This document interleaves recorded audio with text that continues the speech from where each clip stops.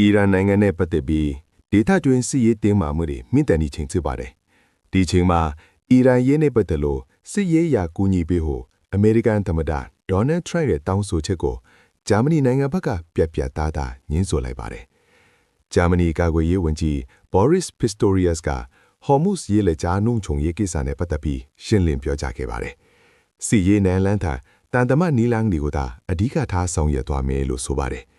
ဒါအပြင်စစ်ရေးရာပါဝင်ပတ်သက်ဖို့အစီအစဉ်မရှိဘူးလို့လည်းထုတ်ဖော်ပြောကြားခဲ့ပါတယ်။အဆိုပါဟော်မုစ်ရေလက်ကြားဟာကမ္ဘာရေနံတင်ပို့ရေးအတွက်အရေးကြီးဆုံးလမ်းကြောင်းတစ်ခုဖြစ်ပါတယ်။လက်ရှိအရှိအလဲပိုင်းဒေသကစစ်ရေးတင်းမာမှုတွေကြောင့်နိုင်ငံတကာကအထူးအာရုံစိုက်နေရတဲ့နေရာတစ်ခုလည်းဖြစ်ပါတယ်။ဝန်ကြီးပစ်စတိုရီယပ်စ်ကဆက်လက်ပြောကြားရမှာတော့အင်အားအကြီးဆုံးရေတပ်တစ်ခုဖြစ်တဲ့အမေရိကန်ရေတပ်တောင်မှတကိုယ်တော်လုံခြုံရေးတာဝန်ကိုအပြည့်အဝမထမ်းဆောင်နိုင်သေးတဲ့အခြေအနေဖြစ်တယ်လို့ထောက်ပြခဲ့ပါတယ်။ဒီလိုအခြေအနေမျိုးမှာဥရောပနိုင်ငံတွေကတင်ပို့အနေငယ်နဲ့ဘလို့အကျိုးသက်ရောက်မှုရှိနိုင်မလဲဆိုတာကိုသူကမေးခွန်းထုတ်ခဲ့ပါတယ်။ဒါအပြင်နေတိုးမဟာမိတ်အဖွဲ့နဲ့ငယ်ပြင်းမှာမိသည့်စီရေးလှုပ်ရှားမှုမျိုးမဆိုပြုလုပ်မယ်ဆိုရင်နိုင်ငံတကာမူပေါင်းတွေနဲ့အညီလှုပ်ဆောင်ရမှာဖြစ်ပါတယ်။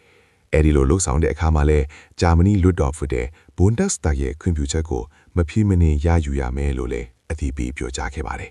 ။ဒီရေးကိစ္စဟာမိမိတို့စတင်ခဲ့တဲ့စစ်ပွဲမဟုတ်တော့မိမိတို့ရဲ့စစ်ပွဲလည်းမဟုတ်ပါဘူးလို့ဝန်ကြီးပစ်စတိုရီယပ်စ်ကခိုင်ခိုင်မာမာပြောကြားခဲ့ပါတယ်။လက်ရှိအခြေအနေတွေကိုစီရေးနီးလန်းတာတန်တမရေးဆွေးနွေးမှုတွေနဲ့သာအញ្ញံဆုံးဖြေရှင်းဖို့အရေးကြီးကြောင်းကိုလည်းအလေးပေးပြောဆိုခဲ့ပါတယ်။